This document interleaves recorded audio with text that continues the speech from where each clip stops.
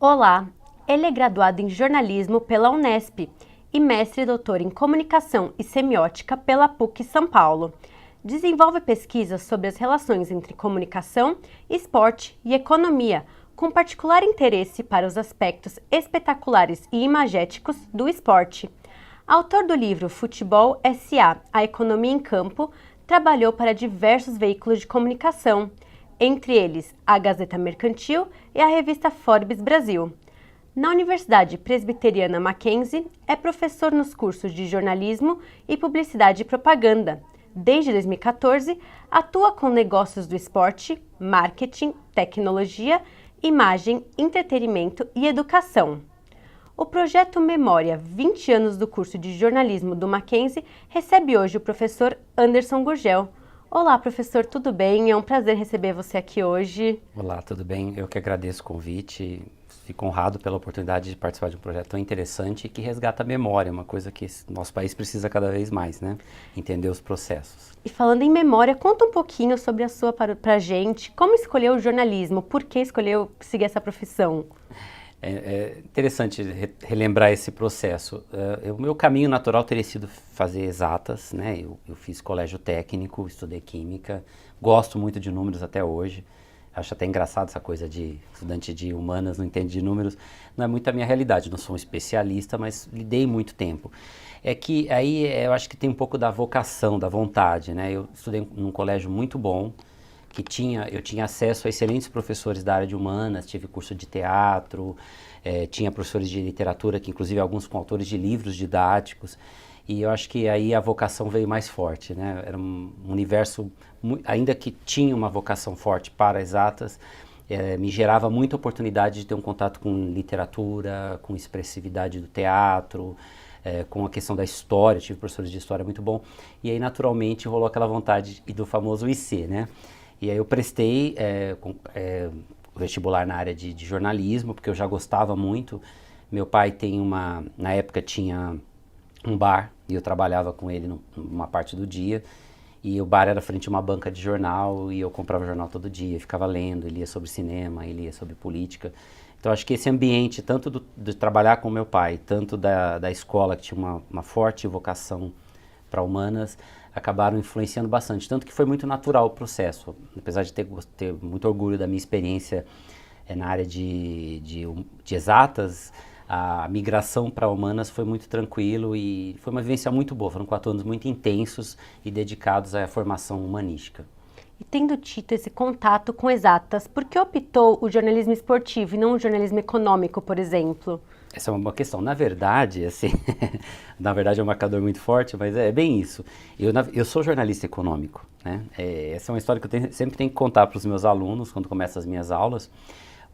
Eu, quando me formei em jornalismo no fim no fim dos anos 90, 97, voltei para São Paulo, estudei em Bauru, na Unesp, e ao vir para São Paulo, aquele processo de se reempregar. Foi um período de crise muito grande, parecido com o momento atual, e estava difícil, e aí surgiu uma opção de tentar começar a ganhar uma rede de contatos a partir dos treinamentos. Então eu fiz o curso de focas do Estadão, fui da 9ª turma, uma turma muito interessante, assim, de pessoas incríveis que estão aí no mercado, e aí foi uma experiência boa no Jornal do Estado de São Paulo, mas ali eu também não me achei muito claramente, eu acabei passando por turismo, por entretenimento, naquele momento não parecia ser o meu caminho. Na sequência eu fiz um curso especial de treinamento na Gazeta Mercantil, que na época era o principal veículo de economia, não existia o Valor Econômico ainda, e a Gazeta ela era para a América do Sul, que seria um Financial Times para o Hemisfério Norte, assim, era a grande referência. Eu entrei na Gazeta Mercantil pelo curso de treinamento, foram 3 meses incríveis, tive aula de comércio internacional, análise de balanços, e comecei, né, todos os universos da economia, e comecei na pesquisa. Então eu sou um professor muito rigoroso com pesquisa, porque eu trabalhei no Centro de Informações da Gazeta Mercantil. A gente fazia relatórios para ir para Nova York, por exemplo, para definir o risco Brasil, né?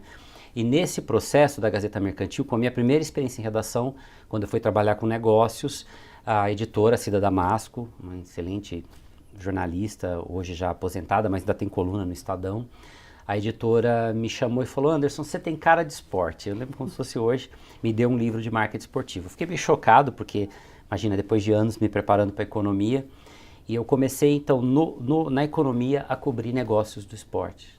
Então, e aí descobri um mundo incrível, porque eu adoro negócios do esporte, da economia, as relações com marketing esportivo, de entretenimento, marketing cultural, são grande parte da minha semana hoje, né? Aqui no Mackenzie eu trabalho com essas áreas, esporte, economia, entretenimento, criatividade, passo a maior parte da semana orientando e dando aulas nesse universo. Então o meu caminho no esporte não foi o caminho clássico que às vezes eu ensino para os meus alunos, que se formam e vão trabalhar em veículos esportivos. Eu cheguei no esporte pelo viés da economia, o que me dá um olhar bem diferente. O meu foco sempre foi mais gestão esportiva, sempre foi mais a questão do esporte como impacto socioeconômico, e acaba que nesse processo de lidar com o esporte eu me apaixonei também pelo esporte enquanto prática, enquanto performance. Mas o meu viés é sempre esse olhar mais estrutural do esporte. E eu tento, inclusive, fazer disso um diferencial para os meus alunos, né?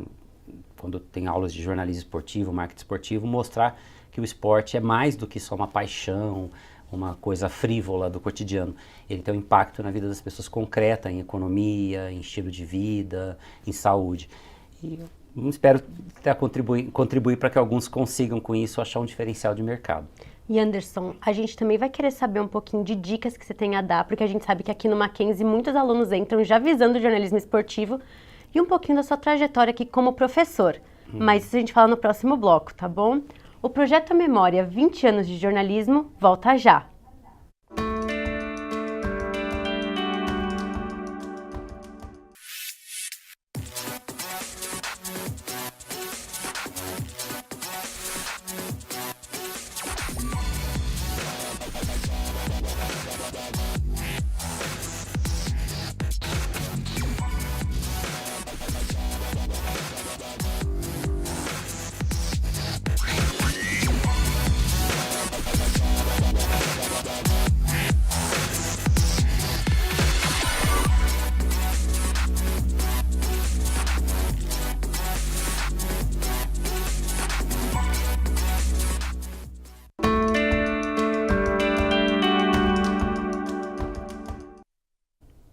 O projeto Memória 20 anos do curso de jornalismo está de volta. Ao meu lado, o professor Anderson Gurgel. Como a gente estava falando no último bloco, que dicas o senhor tem para dar para os futuros jornalistas esportivos que estão aqui tentando se inserir no mercado? Perfeito. Pegando até pela minha experiência, né, que eu acabei de falar um pouco dela, eu acho que a primeira coisa é perceber o esporte na sua interação com entretenimento, com cultura, com a sociedade, e perceber que o esporte ele é mais que somente alto rendimento, né? O esporte, pensar futebol, pensar grandes atletas. Eu acho que aí, quando o aluno ele tem esse viés, ele fica preso a um mercado muito pequeno e muito competitivo. E às vezes, de repente, ele se frustra não tendo a chance. Se a gente entender que o esporte tem todo um universo que conecta com a economia, que conecta com saúde, que conecta com práticas que vão chegar ao universo do esporte educacional, universitário, que chega no esporte amador, que tem a ver com a vida das pessoas, você ganha uma dimensão absurda. E tem práticas esportivas que vão muito além do futebol. Eu tento trabalhar isso cotidianamente com os meus alunos nas aulas de esporte, marketing esportivo, jornalismo esportivo, justamente para mostrar que o campo de esporte está crescendo, né? A gente tem esportes novos chegando na Olimpíada, skate, surf, escalada vertical. A gente fala de um crescimento absurdo hoje dos esportes eletrônicos. Então tem um universo muito grande de oportunidades. Se a gente cruzar com novas tecnologias, aplicativos, streaming, aí realmente a gente vê que é um mercado com muito potencial. Então tem que pensar para além da mídia tradicional. E o senhor sentiu muita mudança no curso de jornalismo, tanto aqui no Mackenzie, como que o mercado exige do jornalista ao longo desses anos que o senhor é professor? Muita, muita. Eu falo que eu sou um migrante desde sempre, porque eu me formei, eu entrei na faculdade de jornalismo ainda na máquina de escrever, né? Sou datilógrafo formado, isso é uma piada que eu sempre faço em aula. E peguei os anos, porque eu me formei, eu entrei na máquina de escrever e meu TCC já foi sobre os primeiros anos da internet. Né? Então eu peguei ali o UOL para analisar como era essa migração. E eu acho que essa para mim é uma metáfora que serve para a vida, porque é o tempo todo mudando. Então há 4, 5 anos não tinha o WhatsApp, as redes sociais elas vão mudando muito rapidamente. Então eu acho que o maior desafio hoje do estudante de jornalismo é entender o que é o jornalismo e que ele pode se manifestar nas mais variadas soluções de mídia, plataformas, né? Então hoje a gente fala de streaming, por exemplo. Como fazer jornalismo no streaming? Né? Nós estamos aí num período que estão acontecendo coisas interessantes.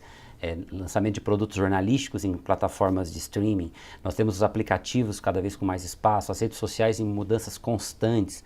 Então, eu acho que o desafio nosso é entender o que é o jornalismo na essência para poder migrar cotidianamente, porque a demanda social para o jornalismo é cada vez maior. E qual diferencial você acha que o Mackenzie dá na formação do jornalista?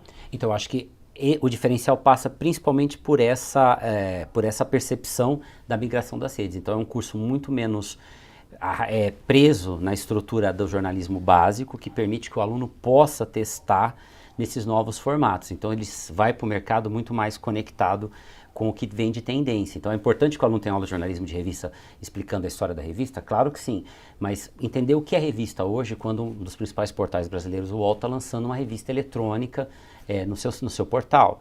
Então, quer dizer, as coisas elas vão se reinventando. Quando a gente pega o rádio tradicional e os podcasts, há uma reinvenção, né? Então, eu acho que é muito importante que o aluno tenha essa percepção, esse alicerce para que ele possa estar continuamente encontrando esse espaço nas novas soluções que vão surgindo. E já que começamos a falar de Mackenzie, conta como que o senhor chegou até a faculdade?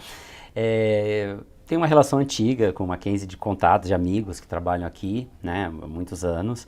Eu acabei colaborando no Lato Sensu, isso em 2013, e nesse processo me aproximei mais da casa, eu estava terminando o doutorado, e aí são as oportunidades da vida.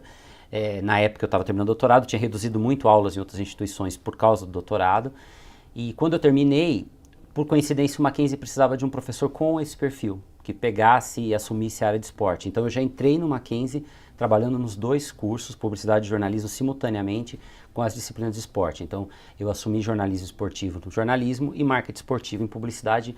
Então já entrei nos dois cursos já fazendo essa integração, que hoje ela está muito natural.